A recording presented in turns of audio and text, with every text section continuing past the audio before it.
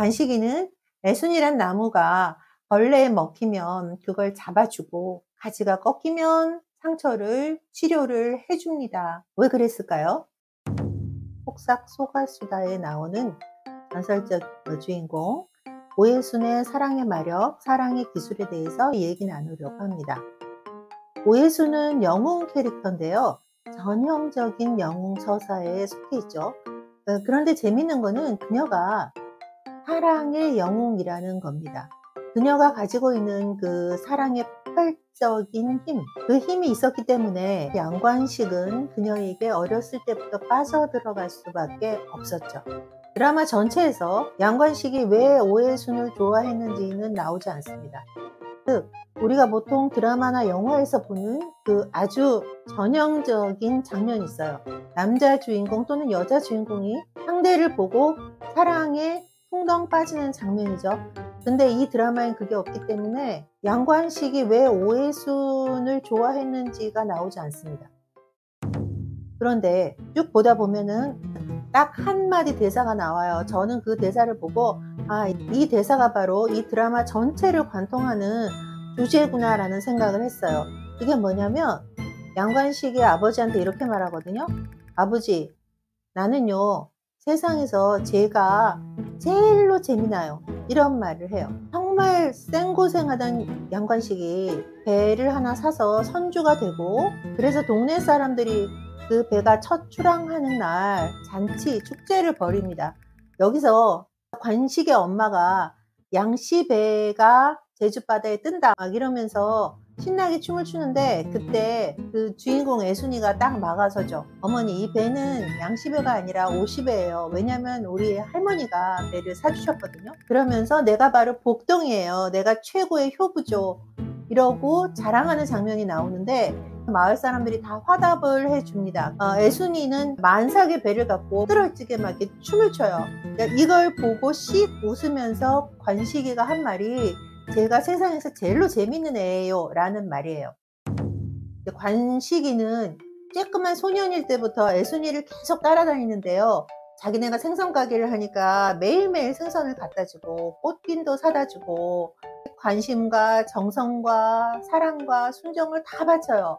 그래서 동네 사람들이 관식이 제가 아침에 눈을 뜨는 건 오직 애순이를 보기 위한 거야, 이런 말까지 하거든요. 근데 그때 애순이는 이 어린 시절에 불우하게 자랐잖아요. 상처가 많고 약간 피해의식도 있기 때문에 관식이한테 맨날 그래요.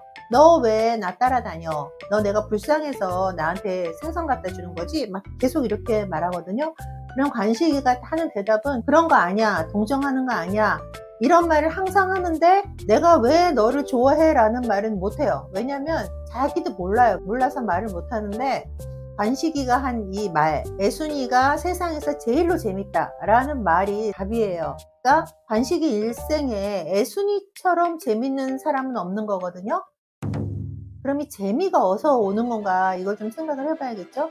일단 재미하면 그 놀이동산 있잖아요. 엄청 큰 테마파크 이런 데서 무시무시한 그런 기구들을 타잖아요. 확 비명을 지르면서 그런 기구를 타는 게 뭐냐면은 이 기구들이 우리한테 재미를 줘요. 그래서 우리는 돈을 들여서 그걸 타면서 와들와들 떨면서 재미를 느끼는 거죠. 푸른 라이드 같은 거 한번 보세요. 올라가다 뚝 떨어지잖아요. 사람들 막 비명 지르는데 그걸 보면서 이런 생각했거든요. 우리의 유전자에는 아주 원시 시대 거가 다 남아 있어요. 그게 가장 많이 남아 있어요. 원시 인류를 생각을 해보시면 드넓은 그 평원에서 이제 회오리 빠르면 확 치잖아요. 그러면 자기 몸이 확 날아 올라가지고 뱅뱅 돌다가 어딘가에 탁 꽂힐 거예요. 그러니까 그런 기억을 우리 유전자가 갖고 있거든요. 이게 물론 매우 위험하고 또 상해를 입을 수 있는 거긴 한데 그 기억은 남아있는 거예요. 그래서 그 기억 때문에 우리가 푸른 라이드나 좀 아슬아슬하고 짜릿한 놀이기구를 타는 거 아니겠습니까? 근데 관식이가 볼 때 애순이는 그런 존재예요. 도대체 어디로 튈지 몰라. 그리고 아주 생기발랄하고 변화무쌍한 그런 존재거든요. 애순이의 그 삶을 좀 들여다보면 아버지가 일찍 돌아가서 엄마가 다른 사람한테 결혼을 했는데 이 6살짜리는 엄마가 너무 보고 싶어요. 그래서 무서운 것도 모르고 매일매일 그 커다란 산을 하나 넘어서 엄마한테 오는 거예요. 엄마는 그래도 본가가 좀 살림 형편도 좋고 하니까 얘를 공부를 시키겠지 하고 거기다 두고 온 건데, 얘는 매일매일 엄마한테 오는 거죠. 결국 엄마가 얘가 한 10살쯤 될 무렵에 얘를 본가에서 데리고 와서 사는데, 결국 애순이는 겁없이 자기가 하고 싶은 일을 하면서 엄마를 쟁취한 거죠. 엄마가 받아줬으니까요. 그리고 학교에서 공부도 엄청 잘해요. 맨날 100점인 거예요. 급장 선거를 했는데 최고 많은 표를 얻어요. 근데 담임 선생님이 얘는 부급장 시키고, 급장은 누구 시키냐면 그 반에 장군 아들이 있거든요. 그 장군이 굉장히 학교에 서포트를 많이 하니까 이 장군 아들을 급장을 시키는 거죠. 그리고 뭐 시를 써도 사실 장원이 될 만한 시를 썼는데 부장원을 주고요. 뭐 이런 차별을 받지만 애순이는 정말 똑똑하고 생기발랄하고 야무지고 재밌는 아이예요. 그러니까 관식이는 사실 애순이를 존경하죠. 애순이가 막 그 해녀 아줌마들하고 얘기를 하면서 나는 돈 진짜 많이 벌어서 우리 엄마 호강시켜 줄 거고, 그리고 나는 대통령이 될 거야. 그러니까 막 아줌마들이 애순이도 대통령 할 만하지 막 이러는데, 옆에 늘 관식이가 그림자처럼 붙어 있잖아요. 그러니까 관식이한테 물어봐요. 너는 뭐 될 건데? 그러니까 관식이 나는 영부인 될 거예요. 이렇게 말합니다. 그만큼 관식이는 애순이를 정말 경외의 눈으로 바라봤고 항상 애순이 곁에 있었어요.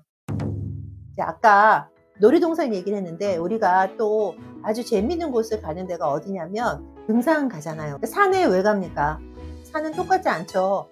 겨울산 맛이 다르고 여름산 맛이 다르고 봄이 또 다르고, 그리고 뭐 어떤 등산로가 생기고 뭐 어디에는 자갈이 많은 데가 없어지고, 봄에는 꽃이 피고 여름이 되니까 열매가 보이고 또 낙엽이 쌓이고, 이런 변화들이 우리를 즐겁게 해주는 거, 우리를 재밌게 해주는 게 바로 산이거든요. 산뿐만 아니라 여러분 정원을 생각해 보세요. 여러분들이 열심히 가꾸는 정원도 있으실 거고요. 또 우리가 즐겨 찾는 공원도 있잖아요. 그런 공원이나 정원에 갔을 때 우리는 역시 재미를 느낍니다. 왜냐하면 그 안에 많은 자연물들이 계속 변화하기 때문이에요.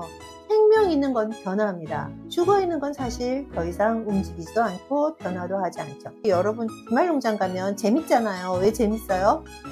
지난주에 안 갔더니 비가 왔는데 어느새 상추가 막 쑥쑥 큰 거예요. 그래서 이거 상추 다 수확해야 돼. 그래서 열심히 수확해서 친구들 나눠줄 수 있잖아요. 그리고 또 한 주 안 갔더니 비가 안 와서 가물어 갖고 얘가 다 말라버렸네.